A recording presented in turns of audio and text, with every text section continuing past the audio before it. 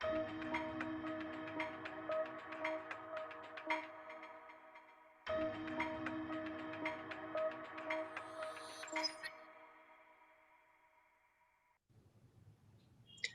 evening and welcome to InstaClass by Amity Online. InstaClass is an initiative for the learners to learn on the go in just 20 minutes, enabling professional and personal development. These short power-packed sessions are streamed live every day at 5 p.m. on Amity Online social handles.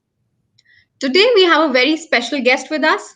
We are in conversation with Mr. Deep Kalra, the chairman and founder of MakeMyTrip Limited. Welcome to InstaClass by Amity Online. We are privileged to have him with us and look forward to his insights on leadership. Now, before we begin, let me just take a minute to give introduction to our special guest. Mr. Deep Kalra has steered MakeMyTrip since the company's inception in 2000, successfully listing it on Nasdaq in August 2010. As a pioneer of online travel business in India, he has built the market from scratch, elevating the travel experience of millions of customers. As a luminary of India's travel and tourism industry, he is part of multiple government and industry bodies supporting the growth of travel, tourism, aviation, hospitality, and linked industries.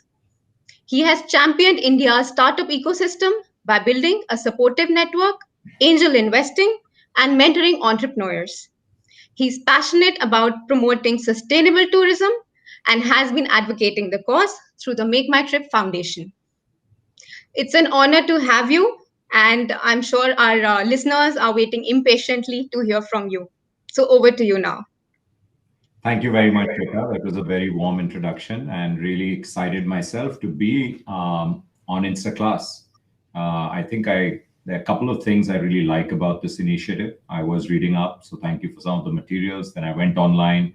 I saw some of the other Insta classes. And I really think that I have to compliment Amity Online to think about this, because today we are in an era where people have seen that they have even less time than before. See, time was always the most valuable resource, but it's becoming even more valuable because we have so many more things to do. Life's become so busy. We want to now maximize our time to do whatever we're doing, whether it's learning. I think gone are the days when people are happy to spend half their day learning. Maybe that stopped with my generation. The younger generation for sure wants to do it quickly. Like, let's do it really quickly. Everything is instant. So it's, instant gratification. There's a term which is that you want to immediately get, a cake or a thrill. So whether you look at cricket, and I have to take a sports metaphor, especially because we're at the back of Olympics and everything else, but look at the way cricket, which is really our favorite sport, even though it's not our national sport, how it's moved from the 5-day version. In fact, sometime back it used to be 6-day with a rest day, to the 1-day version of 50 overs each, to T20. And I'm not sure if you're aware, but some of our listeners and viewers would be aware that there are actually formats where people are playing 10-over games. So people just don't have the time to watch the whole game. So whatever you look at, people are looking at smaller. If you look at entertainment on OTT platforms, I think not everyone has the time for a movie, but people are saying, can we see something really quick and get entertained and move on? If we look at social media, and I think the word Insta is well chosen, because this generation is really living a lot of their lives on social media, good or bad, that's a topic for another discussion. But again, if you look at Instagram, it's very quick. People are flicking through. They're just going down the stream. They're stopping at something they really like, which screams out at them. They just don't have the time. So you have responded to that need, saying, guys, 20 minutes and 20 minutes to learn. Fantastic. Really smart thinking. Let's make sure we can deliver maximum impact in these 20 minutes. So I don't want to lose out on too much more, because we have only 20 minutes. So happy to share whatever I can and answer all your questions, hopefully. Well, thank you for that. Now, since the topic for today is leadership, we are focusing on leadership. So we want to know, what is your leadership style and who really inspires you? I think you understand your own style only after some time of working. So if you'd asked me the same question maybe 10 years ago, I would have given you a different answer. If I look at it now, having worked, Make My Trip is now 21 years old. Before that, I worked for 8 years after my MBA. So total 29 years of work X. So I definitely by now have a good sense. I think it's fair to say that I would be a very participative leader. So the style would be participative. I like to lead by example, which I think is probably a hallmark for all entrepreneurs.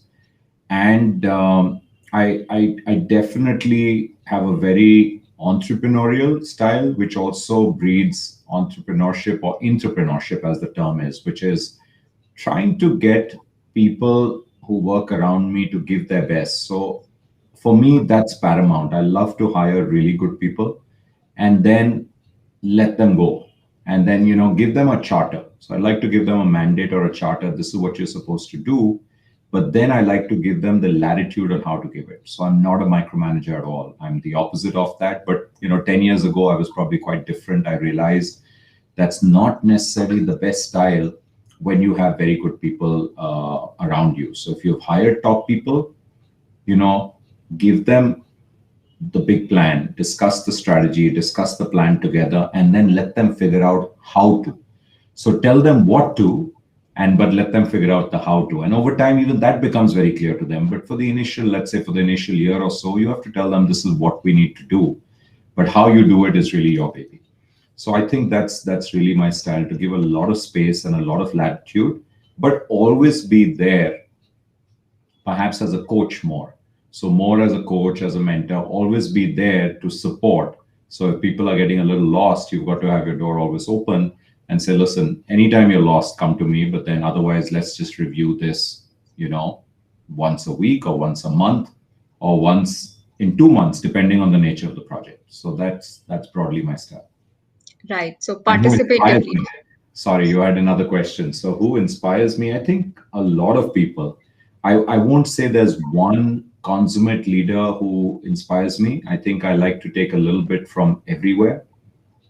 So if you look at just in the Indian context, I'm a huge fan of the founders of Infosys. So both Murthy, Mr. Narayan Murthy, as well as Nandan, who I've got to know quite well, I think have been just phenomenal, because I think they were the first company which showed that first generation entrepreneurship is not only possible, but you can put India on the map. I think that what was commendable. So Infosys is even today counted as the top company. So I think they were groundbreaking in many ways. They were also groundbreaking because they were really the first company to create a massive pool of employee stock options and enable employees to participate in wealth creation. So I think it was a game changer. When I set up Make My Trip, I was definitely inspired with Infosys, just four professionals setting up the company, building such a phenomenal company.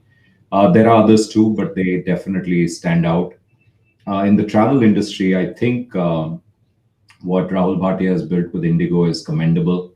Again, it's an airline which is, I think among the best in the world today in the low cost area. So I definitely think that's a wonderful example. If I look internationally, I think lots to learn from Steve Jobs, around just perfection and design. That's just so important in getting the product right. And then from Jeff Bezos, I mean, if you talk about operational excellence, there's no company better than that comes to mind. So a lot of people, I worked with G Capital in the past. I saw firsthand, the working style of Jack Welch. It's pretty impressive. So a lot of people, I think the trick is to pick a little bit from different people. And that's really, for me, that's my way of gleaning and picking up the best that I can from different people. Right. Talking about groundbreaking changes and innovation, now you have yourself changed the face of tourism in India. If we look back 20 years back, we could not imagine online travel would be so easy. So if you were to build a make my trip in today's time, what would you do differently? Yeah, no, thank you for that. I wish we could change tourism in India. I think it needs to change, but yes, we have managed to change the way people book travel. That process has definitely become far easier, more empowering. So fundamentally, what we did when we set up Make My Trip and launched in India was we empowered the consumer Prior to that, you were always dependent on an intermediary, an agent, and they gave you the choices which they wanted to, and you had to pick from them. And suddenly the whole paradigm changed, which is you had all the choices. You had different, airlines on offer and different prices, different timing. You could see everything, complete transparency, and make the choice yourself. Similarly, you had all the choices for hotels and holidays, and you make the choice. So I think that was the fundamental shift. Yes, in 2000, even up to 2005, things were very different here. Today, I think it would be app first. We are now largely app driven. 70-80% of our business comes through app, but it would be app first. I think I would lay a lot more emphasis, Shweta, on data science and artificial intelligence. I would definitely try to be even more touchless, which is that, listen, everything gets done with the chatbot. We built our chatbots later. Our chatbots now are about 2.5, 3 years old, but I would start with that. And yes, you can have phone support if you're, booking a very complex holiday, and something like bespoke holidays could be with phone support. But otherwise, there should be no need to call. Everything should be purely online. So I think I would focus more on that. Because Indians love to travel, and whatever we've seen, of course, in COVID, we've all been boxed in. But look at the way domestic tourism is coming back. People are dying to move out. And the moment international countries open, people are ready to run. Our most visited part of our app and platform and website right now is a section which gives you which countries are open and where can Indians go. And the second one is what is the protocol for people to travel within India between states, because that's the top of the mind. Even that could be automated. I think that could be done in a much more, I think, seamless and touchless manner. So that's the way the design thinking would work. But otherwise, I'm quite satisfied with where we are. But yes, I keep on pushing myself, saying we can do better. So I think we have to improve all the time. We can't afford to stagnate. Right. And I'm sure all of us have done that, especially in the COVID, past year. We've all gone through the app and found out the open, locations which are open to travel. Right. Right. So talking about, your startup, what are the real challenges of leading a startup? If you go back and, tell us about your challenges that you faced. Many, but let's talk about the biggest. I think the biggest one, irrespective of then or now, it hasn't really changed, is to have the right business idea. So for every entrepreneur out there, budding entrepreneur out there, I would say ask yourself this question repeatedly and actually, hone your proposition that what problem are we solving, or what problem am I solving with this solution? So I think that's the fundamental thing. Yes, sometimes there's no problem, but you can make things easier. You can, but your chances of success go up dramatically if you solve a problem. So if you look back across tech or non-tech, you see the companies which are doing really well are solving a fundamental problem. That's one. Secondly, ask yourself, can I build this solution better than anyone else? Not in India, in the world today, because it's a global market. The internet is seamless. There are no boundaries. So you really have to build something which is world class. And thirdly, is it scalable? Because if it's not scalable, you run the risk of being a boutique business, a small business. However, you want to build something for lasting value, for durability. So I think these three things haven't changed. Then on the operational side, it comes down to building a really good team. Some people start with co-founders, some people start alone. They find co-founders along the way, like me. Very fortunate to do that. I don't think we would be half the company we are today, if I didn't have these wonderful people who came along and I held on to them. And fifth, of course, funding is very important.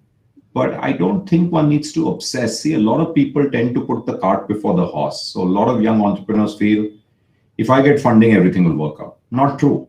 You can have all the funding in the world and you might get it because you did something great. It's like you got a great job because you had a phenomenal interview, but then you didn't do well. It's eventually it'll catch up with you and people will realize that, you're not adding value to the company. Similarly, you might get some funding, but getting one round of funding is not the end all. That's just the beginning. In fact, I tell people even an IPO is just the next beginning. You've reached a certain summit. Now you've got an IPO. Now you're even more responsible because you've taken public money to deliver, as well as now take the company to the next level. So I think coming in with a long-term perspective is very important. I also like to tell young entrepreneurs, please do not try something with just a 2 year, even a 3 year time frame in mind. I say 4 to 5 years, minimum four, ideally five, because it'll take that long for you to start seeing green shoots of a successful operation. So, before that, if you quit, you never know. Maybe the company could have done really well, but you just quit too early. So, I think that's the kind of advice I would give people out there. These things haven't changed. Build a great team, build a great culture, build a company where people love coming every day to work. We've reopened now after the second wave, and it's so awesome to see people at office. Not everyone. We're going with, only double vaccinated can come in, only voluntary. But every day we're getting a little bit more than 100 people come in. Of course, many more have to come after our second round of vaccination for the younger folks. But it's great to meet them. So I was just telling my colleagues before this, what I'm looking forward to coming in every day. While I was working from home, I was missing the social interaction. So even with masks, so I'll take the walk maybe twice around office and go and say hi to everyone, spend 10 minutes, 5 minutes chatting with different people. I think we were all missing that. So it's wonderful to be back. And that's the kind of culture that you have to build in your company, where people come back every day with a spring in their step because they're excited about what they're building. They're excited about the purpose. They're excited about the mission, not because it's just a job and they're getting paid. Not at all. Then you've got the wrong kind of people or the wrong kind of culture. So it's not easy, but I think if you put priorities and focus on the right things, everything flows. So, right business idea, what problem are you solving? Get the right team together, build the right culture, and the funding will come too, and everything will come. Right. So that's really inspiring. And, if I really want to know what keeps you inspired and, as well as the team inspired, even in these challenging times, there we have faced some very difficult times. So what was that that kept you inspired, and same at the same time also keeping the team intact and driving them, leading them all the way? Yeah, it's been tough. I think it's been tough on the whole world. But if there's one industry it's been particularly tough on, then it's been travel, because fundamentally travel was restricted. There were lockdowns. Even now, there are only some places you can go to. People are worried about travel, which they should be. They should travel carefully. It's taken the fun out of travel, right? Let's face it. One part of the fun of travel, at least for me, was to meet people and spend time with people in the different parts of the country or the world that you went. Even start chatting to people next to you on the train or on the flight or at the airport. It was all part of the fun, right? Because you wouldn't normally do that. That's all gone because no fun doing that. No one really wants to talk during COVID. So hopefully that will end soon. So during this time, I think it has really challenged me personally as well as the leadership team. How do you keep people motivated and inspired? Because when they're not coming into work, how do you keep the connect going? I have to say, we owe a big kind of debt to the video platforms. I think these video platforms, like the one we're using now, or of course everyone uses Zoom and the other platforms, they're just at least 50%, if not some people say 75%. It's close to the real thing, right? It's not 100%, but it's not bad. Imagine if the pandemic happened 10 years ago, when really video conferencing was very nascent. Even 5 years ago it was very nascent. It was a broken experience. You'd say, oh my god, we're only on calls and emails, so let's be thankful for what we got. Then whenever we had windows where we could meet, we would meet. We even did a leadership meet between the two waves, in mass, outdoor. We spent a night together in a resort, which was good, but the large team needed a lot of connect. So I think we kept, as a team, it wasn't me alone. I think my co-founder Rajesh, who's the CEO, really kept a connect going. The HR head, all the leaders kept a connect going, and we actually saw that the teams who continued to be high performing through this time were the ones with strong leaders, because for them this was a new challenge. They said, okay, I'm trapped, you're trapped, but so what? Let's actually not just meet on Zoom for reviews. Let's actually meet also socially if we can. Let's be there for each other. A lot of people were feeling frustrated. They were tied up and alone. So as a company, I think through the two waves, we were really there for our people. That became top priority. A lot of people got very sick. I hate to say it, but a couple of lives were lost even, and that was the toughest thing. But if we were there for our people, we were there right there to take care of them, which we did. We made a whole COVID task force, and these people really made the company proud for being out there, even physically going when it was required, getting ventilators, getting oxygen machines, getting beds wherever possible. I think that's all I was doing in the second wave, and that was the most important thing to do. So I think as an entrepreneurial company or any company, you also have to be the backup and the family and the support system. And that's what we strive to be. So I think a mix of all of this kept us going. So yeah, we're grateful we're here. The company is on solid ground, doing well, and hopefully things will only get better from here. True that, and we really hope for things to get much better and not face any challenges anymore. So, talking about employees, you just told us about how your team came together and worked together in tandem. When you hire, when talking about employees, when you hire people, what are the key skills that you look for in a professional? Which kind of Yeah. stands out for you?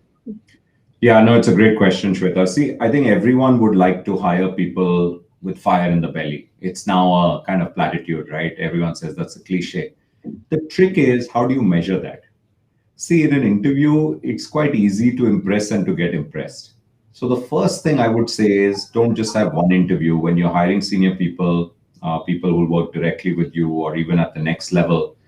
Have multiple interviews. Do an interview, and then after a few days of the next week, do a second interview, and preferably not at the place of work. So if you met first time at work, which makes sense, the next time you want to work in a casual place. So you might want to meet over a coffee or even a meal. You see a very different aspect. You formed a mental map of the person before. Secondly, what we've always done is have multiple people interview the same person. Because even if the person will only report to one person, and sometimes there are two people, but there will be peer group. Fitment is very important. So if you agree on the position, it's an open position, get more people to interview. Don't, kind of bias their opinion till they've all met, and then put your thoughts together. So don't influence anyone. And then anyone who interviews should have a power of veto. Of course, they should also say why not or what was missing. And then at the end of these two interviews, at least you've had and others have had one each, you put your heads together and you say, okay, this is what we felt. References are very important. But underlying all of this, I definitely look for self-starters. So for me, I want mini entrepreneurs. I want entrepreneurs. I want people who are happy to grab the ball and run with it and not have the ball and then start saying, okay, what am I supposed to do with this? No, I want people who are excited about building and taking the company to the next level, not people who have to be told at every step. So I definitely want very competent kind of leaders, sometimes very young, but with really the belief, the self-belief and confidence that they can change not only the company but for the better, but they can even change the customer experience. But yeah, they should come with the belief like we all do when we pass out of college that I can change the world. I think that's a good thing. If you stop doing that, then you become very blasé, and that's not the way to be at all in the beginning stages of your career. You have to come in with great ideas, not afraid. The other thing I look at often is, do people have conviction? Do they have strong beliefs, and can they hold on to them? So yes, I do try to challenge them, and only for one reason.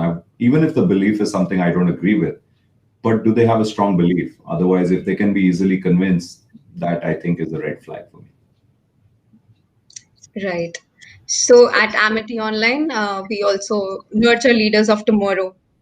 Now, if I were to ask you hypothetically, if you were to choose or recommend a course from Amity Online, what would that be and why? I went through the list and I really liked a couple of them. I think the fact that you're doing something in data science, it's going to be a very important tool for tomorrow. Data science leading to analytics, data science leading to artificial intelligence. So I think it's the core of it. It's going to be very important. And computer applications will always be important. So I'm definitely in favor of these. Very hard to choose. You have some really good courses, but if I had to start all over again, I think I would go for these two courses. That's wonderful to know from a leader like you. So, with that, Mr. Kalra, thank you so much for this insightful session. We got some great tips, and I'm sure we have inspired many young emerging entrepreneurs in today's session. So, thank you for your time. We look forward to many more such sessions with you. Thank you very much. It's been a pleasure, and I wish you every success. I think it's a great initiative, and onward and upward from here. You have got a very involved audience. I saw a lot of people posting comments. So thank you for that, and all the best. Thank you so much. Thank you all for joining us today. Bye bye. Bye bye.